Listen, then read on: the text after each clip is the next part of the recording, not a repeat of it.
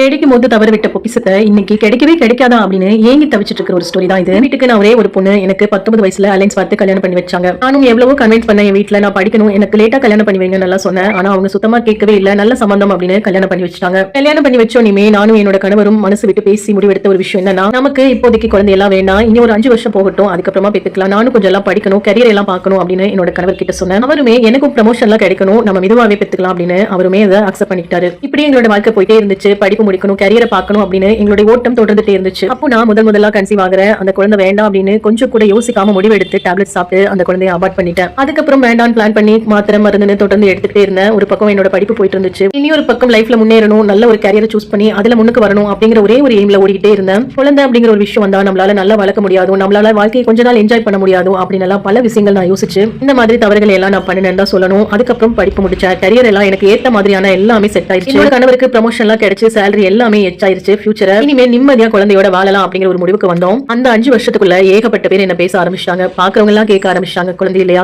அப்படின்னு. கல்யாணம்னு ஆயிட்டாலே இதெல்லாம் ஒரு கேஷுவலான ஒரு விஷயம் தான் அப்படின்னு எல்லாத்தையும் நான் கடந்து வந்துட்டே இருந்தேன். அதுக்கப்புறமா குழந்தைக்காக பிளான் பண்ணோம். ரொம்ப ஆசையா இருந்துச்சு. எனக்கு அப்புறம் கல்யாணம் ஆனவங்களுக்கு எல்லாம் குழந்தை எல்லாம் வந்து ஸ்கூலுக்கு போற ஸ்டேஜுக்கே வந்துட்டாங்க. ரொம்ப ஆசையோட அன்னையில இருந்து பிளான் பண்ண நாள்ல இருந்து ஒரு மாசமும் இன்னைக்கு கிடைக்காதா நாளைக்கு கிடைக்காதான்னு ஏங்கி தவிக்கிறேன். இந்த நிமிஷம் வரைக்கும் அந்த தவிப்பு மட்டும் தான் இருக்கே தவிர எந்த வித முன்னேற்றமும் இல்ல. நிறைய ட்ரீட்மெண்ட், ஊசி, மாத்திரைன்னு ஏகப்பட்ட செலவு செஞ்சாச்சு, உடம்ப போட்டு புண்ணாக்கியாச்சு. ஆனாலும் இன்னைக்கு வரைக்கும் எனக்கு ஒரு குழந்தையே இல்ல. 10 வருஷம் ஆச்சு கல்யாணம் ஆகி. 10 வருஷம் கழிஞ்சு ஒரு மிராக்கிள் நடந்துச்சு. நான் கன்சீவ் ஆனேன். அவ்வளவு சந்தோஷம் எங்க 2 பேத்துக்கும். பேரண்ட்ஸ்களுக்கு எல்லாம் தலைகால் புரியலன்னு தான் சொல்லணும். என்ன உள்ளங்கையில வச்சு தாங்குனாங்க. ரொம்ப ஆசையோட நமக்கு ஒரு குழந்தை வரப்போகுது அப்படின்னு சந்தோஷப்பட்டு இருக்க அந்த நேரத்துல அப்போ 4 மாசம் கன்சீவா இருக்கேன். குழந்தை வளர்ச்சியே இல்லைன்னு சொல்லிட்டாங்க. இது வேண்டாம், இந்த குழந்தைய அபார்ட் பண்ணி ஆகணும்னு சொல்லிட்டாங்க.